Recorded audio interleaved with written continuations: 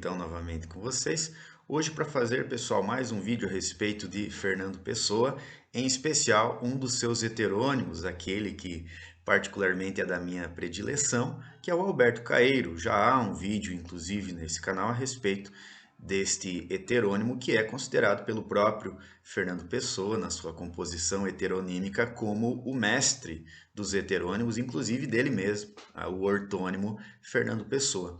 Para esse vídeo aí breve de 10 minutos, eu dividirei aqui essas explanações em dois momentos. Num primeiro momento, comentando aqui aspectos filosóficos que darão a base para o segundo momento, que é justamente compreender pelo menos um dos aspectos fundamentais da poesia de Caeiro, que é justamente a relação que ele se inclui aqui, como que ele se inclui nessa relação epistemológica, na teoria do conhecimento humano, que foi explorada por grandes filósofos. Eu indicarei aqui dois nesta primeira parte, e na segunda parte discorrerei aqui brevemente no modo como o próprio Caeiro se inclui, pelo menos nesse aspecto filosófico aqui, a respeito desse grande problema que posteriormente Immanuel Kant tentará resolver, dará uma solução, me parece, provisória e às vezes complicada até de se compreender, mas daí seria uma outra história.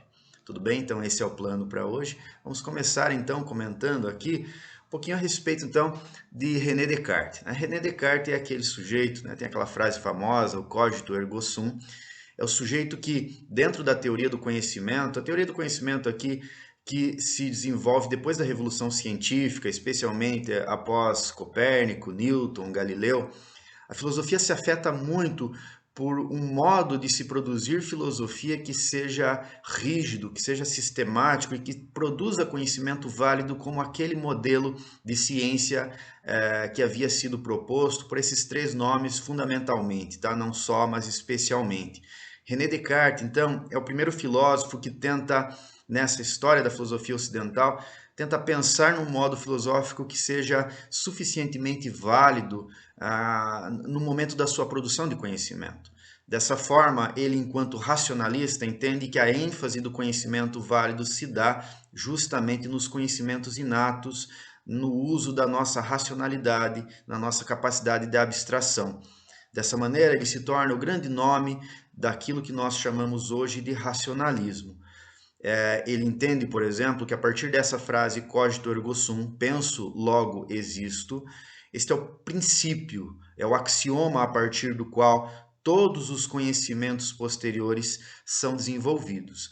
A partir dessa constatação de ideias inatas, ele chega à conclusão, inclusive, da proposição, melhor dizendo, da existência de Deus, uma vez que nós teríamos, segundo ele, inata a noção de infinito, porque nós não experienciamos o infinito, mas somente o finito. Se surge em nós essa ideia de infinito, seria como que uma ideia inoculada pela própria divindade, e assim inferimos, a partir desse raciocínio cartesiano, a existência de Deus. Esse é o parecer racionalista a respeito de como produzir conhecimento válido neste momento histórico da filosofia. Tudo bem? Agora vamos olhar para o polo oposto, que seriam os empiristas, né? No seu maior nome, no nome mais representativo aqui desse empirista cético, que foi David Hume.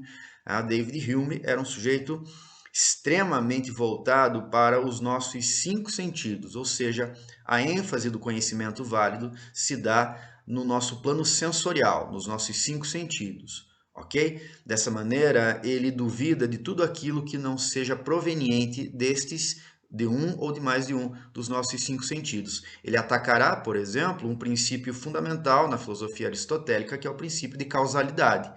Ele duvida, notem bem, ele não duvida que o Mar Vermelho foi aberto por Moisés ou que Lázaro ressuscitou. Ele duvida que uma bola de bilhar, recebendo o choque de uma segunda, que o movimento da primeira seja previsível completamente, uma vez que esse efeito de causalidade, esse princípio de causalidade não está nas bolas de bilhar, mas está na nossa mente, na nossa racionalidade.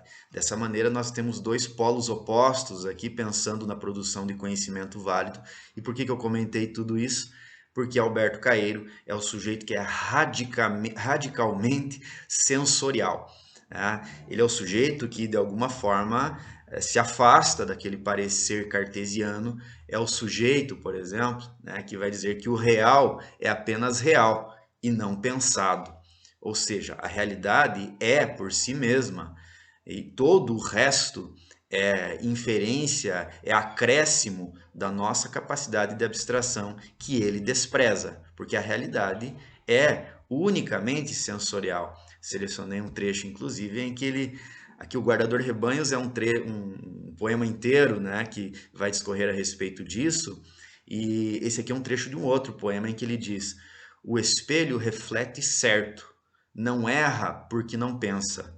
Pensar é essencialmente errar. Errar é essencialmente estar cego e surdo. Ou seja, a nossa possibilidade de erro está sempre vinculada às nossas tentativas de criar abstrações. As abstrações, pensar é estar doente dos olhos, né? Eu disse isso no outro vídeo, que eu recomendo que você assista, se for o caso, né?